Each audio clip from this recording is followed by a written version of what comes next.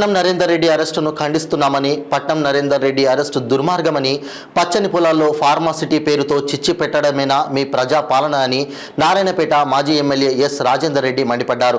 ఇందిరమ్మ రాజ్యం అంటే రైతులను అరెస్ట్ చేయడమేనా అని ప్రశ్నించే గొంతులను అరెస్టులతో అణిచివేయాలన్నారు. పట్నం నరేందర్ రెడ్డి రైతులను వెంటనే విడుదల చేయాలని మాజీ MLA S Rajender Reddy demand చేశారు.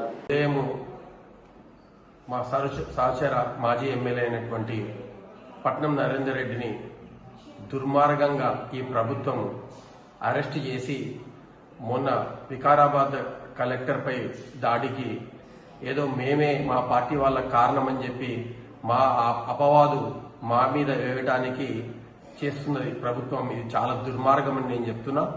అలాగే ఇవాళ ఏదైతే అతన్ని అరెస్ట్ చేసిందో మా జిల్లా పార్టీ బీఆర్ఎస్ పార్టీ తరఫు నుంచి మేము తీవ్రంగా ఖండిస్తున్నాం. ఎందుకంటే ఇది ఇవాళ జరిగింది కాదు. 3-4 నెలల నుంచి రైతులు వాళ్ళ భూములు ఇవ్వమని చెప్పి ఆందోళన చేస్తున్నారు. ఇవాళ కొత్తగా వేసేది ఏం కాదు. 3-4 నెలల నుంచి వాళ్ళు చేస్తున్నారు. మేము అసలు భూములు అనేది మేము ఇవ్వము అని చెప్పి వాళ్ళు కరాఖండిగా 3-4 నెలల నుంచి వాళ్ళు ఉద్యమాలు చేస్తున్నా కూడా మళ్ళా ఆ ఊరికి పోయి ఏదో ప్రజాభిప్రాయం అనేది తీసుకుంటామని చెప్పేది అది మంచి చర్య కాదు.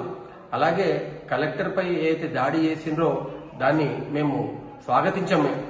దాడి చేసింది తప్పు.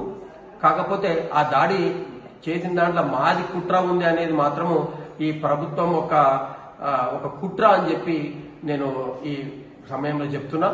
అతన్ని అరెస్ట్ చేసింది మాత్రము ఈ ప్రభుత్వానికి ఇది మంచి పని కాదు.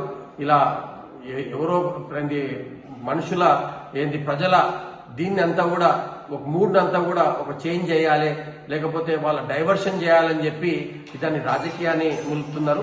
యాక్చువల్లీ ఇది వాళ్ళు కడుపుమండి రైతులు మేము భూములు ఇయ్యం, మేము ఎక్కడ బతకాలని చెప్పి వాళ్ళు చేస్తే దాన్ని మా పార్టీకి వేసి దాన్ని రాజకీయం చేయాలని చేసేది మంచి పద్ధతి కాదు.